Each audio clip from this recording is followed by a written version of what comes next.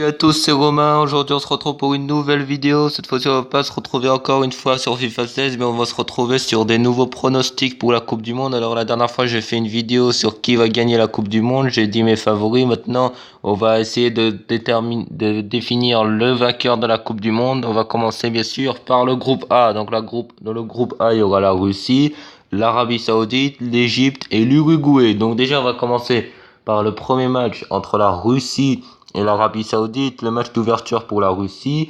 Donc comme la Russie est chez elle, on va dire allez hop de 3-0. Allez, ils vont bien commencer 3-0 pour la Russie contre l'Arabie Saoudite. Ça va être compliqué. Ah non, allez, je dirais 3-1 parce qu'ils ont quand même mis 2-1 contre l'Allemagne, c'est pas rien. Bon, bref, en tout cas, ils vont gagner les Russes. Russie-Égypte, là c'est autre chose parce que la Russie contre l'Égypte, c'est le deuxième match pour l'Égypte et pour la Russie. Et le deuxième match, Mohamed Salah sera sûrement de retour parce que apparemment il va louper le premier match. Donc comme il sera de retour, il reviendra de blessure sur le blessure qu'il a eu à l'épaule à cause de Sergio Ramos. Donc on va dire que la Russie, ils sont chez eux. De côté, l'Égypte a plus de talent, un peu que la Russie. On va dire que, allez, 2-1 pour l'Égypte. On va dire 2-1 pour l'Égypte. Après, Russie, Uruguay. Bon, bah, l'Uruguay, 2-0, je dirais. 2-0 pour l'Uruguay, Cavani et Suarez. Arabie Saoudite, Égypte. Bon, bah, l'Égypte, 2-0. Avec un doublé de Salah. Égypte-Uruguay 4-0, 4-1 pour l'Uruguay. Et après l'Égypte-Uruguay, on va dire bah, l'Uruguay, hein. 2 buts à 1. 2 buts à 1 pour l'Uruguay. Donc les qualifiés, deux pays qualifiés, ce sera l'Uruguay et l'Égypte qui vont être qualifiés pour les huitièmes de finale. Ensuite, on passe au groupe suivant, le groupe B. Donc le groupe B, il y aura le Portugal, l'Espagne, le Maroc et l'Iran. Donc on va commencer par le premier match, le gros match Portugal-Espagne. Donc pour moi l'Espagne va gagner, mais sur le score, on va voir le score. Donc on va essayer de résumer le match. Donc on va dire que l'Espagne ouvre le score par je sais pas, Sergio Ramos sur corner. Après on va dire que Ronaldo plante peut-être un but, donc ça fera un partout. Donc jusqu'ici, bon là c'est le Portugal et le Maroc qui sont qualifiés pour les huitièmes. Bon, l'Espagne va mettre 2, 3. On va voir un beau match, hein, les 3-2. 3-2 pour l'Espagne contre le Portugal. Après Portugal-Iran, 2, 3, 4-0 pour le Portugal. Hein. Ah, 4-1, je sais pas. Non, 4-0. En tout cas, victoire du Portugal. Portugal-Maroc, là, ça commence à être difficile parce qu'on sait très bien que le Maroc en est capable de battre le Portugal. Et le Portugal aussi, voilà, je sais pas. Moi, je dirais plus allez, on va dire ouverture du score du Maroc par Benatia ou je sais pas, Hakim Ziyech. Comme ils ont des bons joueurs, hein, les Marocains, ils ont des bons joueurs. Hein. Après, on va dire Ronaldo marque. Et après, dans les dernières minutes, voilà, on va dire 2-1, un exploit du Maroc, pourquoi pas. Un exploit du Maroc. Donc, Espagne-Iran, bon bah Espagne, 4-0, non, allez, 3-0 pour l'Espagne. En tout cas, victoire de l'Espagne. Espagne-Maroc, alors là, je pense, là, c'est quasiment sûr, l'Espagne va s'imposer 2-0. Allez, 3-1, je dirais 3-1. Quand même, le Maroc peut mettre un but, mais je dirais 3-1. En tout cas, les victoires de l'Espagne. Maroc-Iran. Donc, c'est le Maroc qui s'impose, bien sûr. 3-0, je dirais, pour le Maroc contre l'Iran.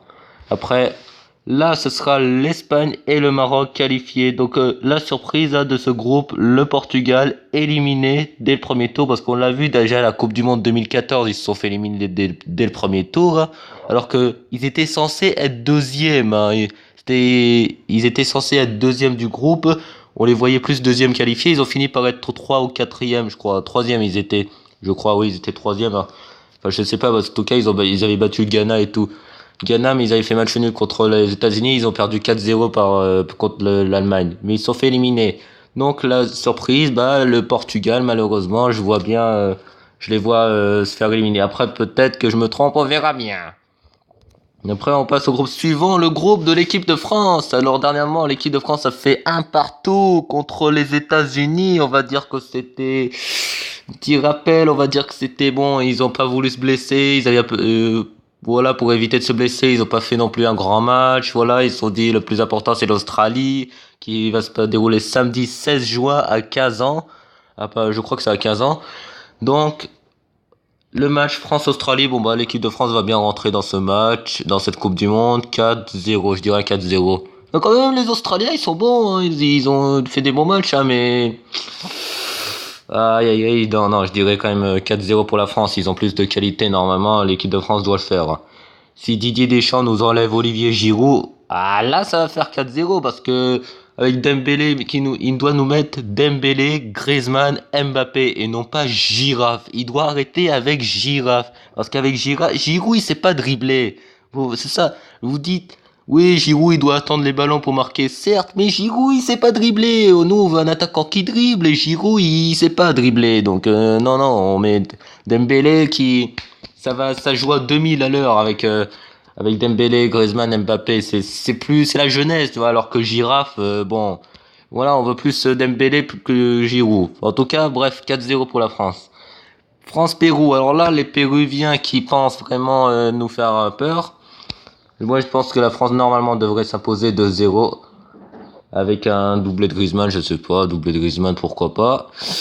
France-Danemark, le match gros, l'espèce de grosse affiche hein, dans ce groupe C hein, entre la France et le Danemark. Moi, je dirais que la France va s'imposer 3-1.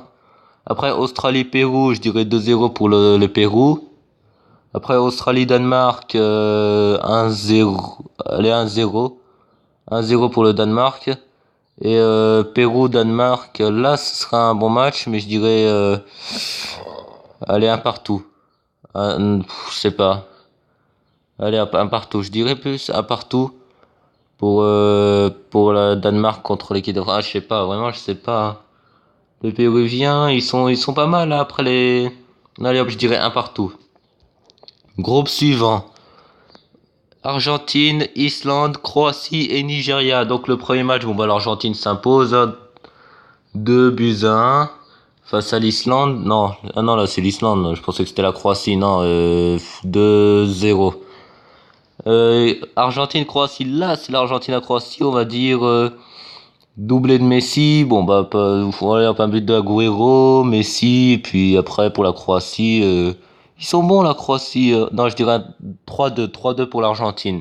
Ils vont bien rentrer dans cette Coupe du Monde les Argentins, voilà, même s'ils sont pas énormes cette année, voilà, ils vont bien rentrer. Argentine, Nigeria. Alors en 2014, il y avait déjà un Argentine-Nigeria où ça s'est terminé en 3-2 pour l'Argentine.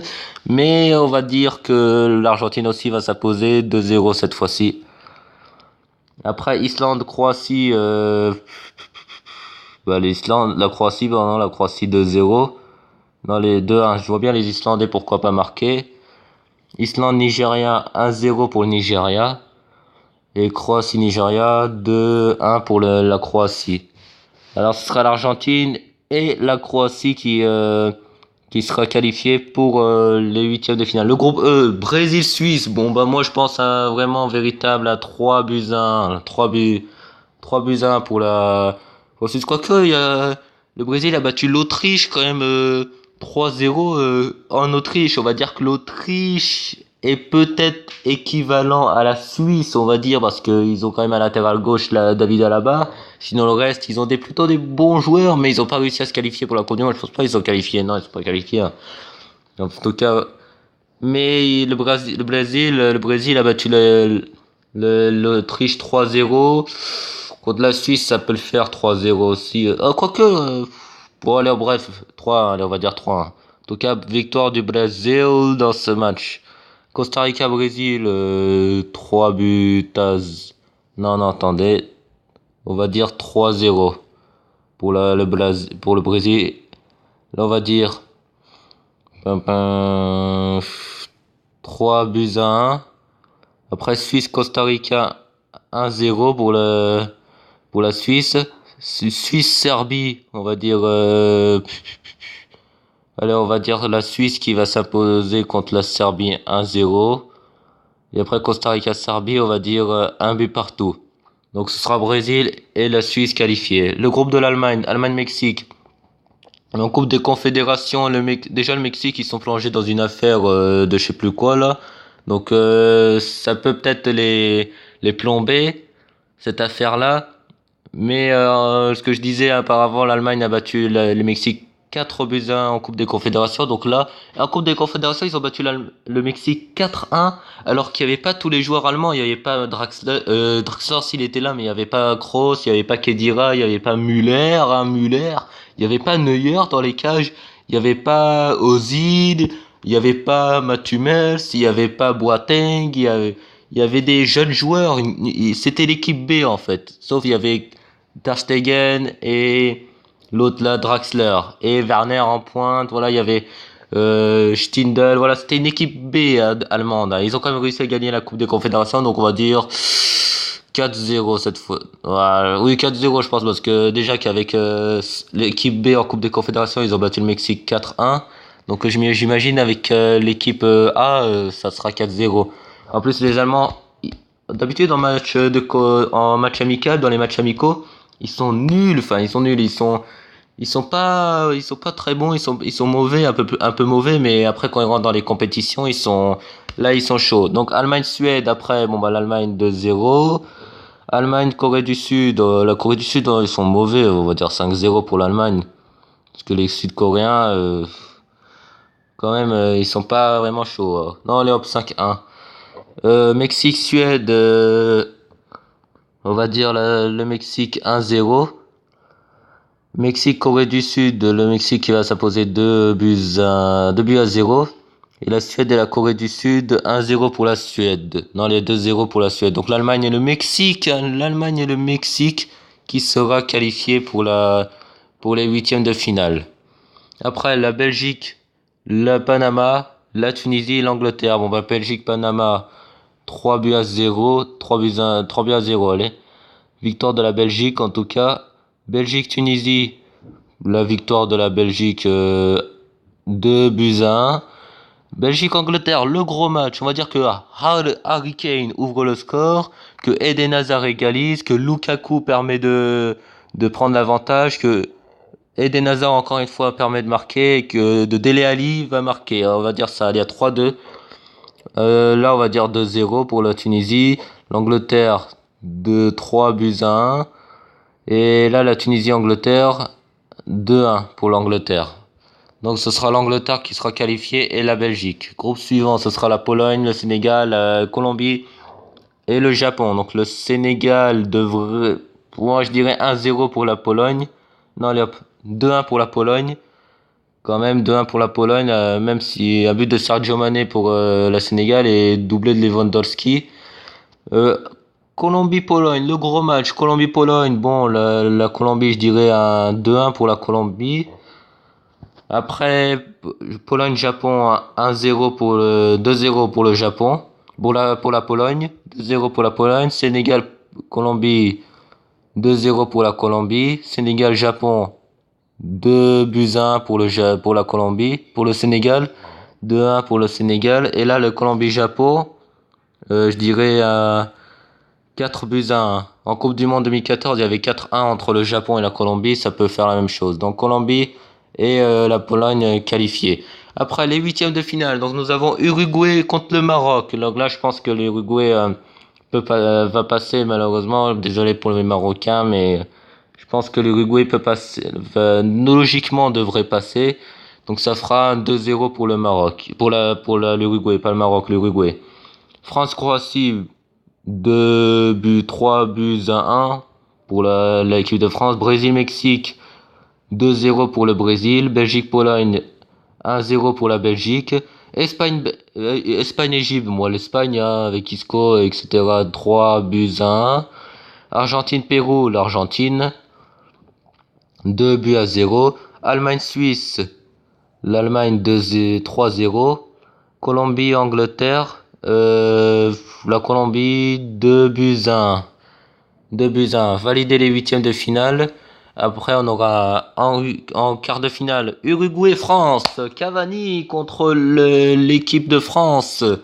Alors, on va dire, bon, logiquement, l'équipe de France devrait s'imposer, hein, vous êtes quasiment tous d'accord avec moi, logiquement, on va dire. Mais l'Uruguay est une bonne équipe, mais on va dire que l'équipe de France va s'imposer 2-1. Je vois bien un petit but de Suarez ou de Cavani pour l'Uruguay. Et un doublé d'Mbappé, un but de Pogba, ou je sais pas, voilà. En tout cas, 2-1 pour la France. Après, Brésil-Belgique, le Brésil qui s'impose 2-0. Espagne-Argentine. Alors là, l'Espagne et l'Argentine. Donc moi, je pense sincèrement que cette fois-ci, par rapport au 6-1, il y en a qui vont dire ouais, mais pourquoi tu discutes? Ils ont gagné 6-1, l'Espagne a gagné 6-1 contre l'Argentine, faut mettre 6-1 aussi. Et c'est bon, il y avait pas Messi, il y avait pas Paulo Dybala, il y avait pas Ángel Di Maria. Rien que s'il y aurait eu Lionel Messi, il y aurait jamais eu 6-1. Il manquait plein de joueurs, mais plein de joueurs. C'est ça que les gens ils comprennent pas.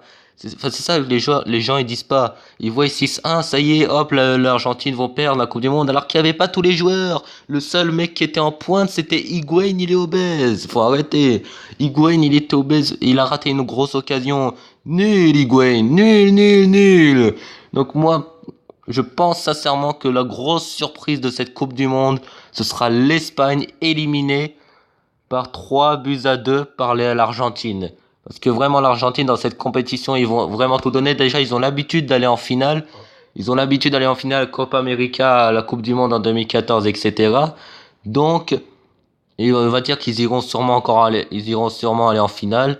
Ils vont encore aller en finale. Enfin, après, on verra pour les autres matchs.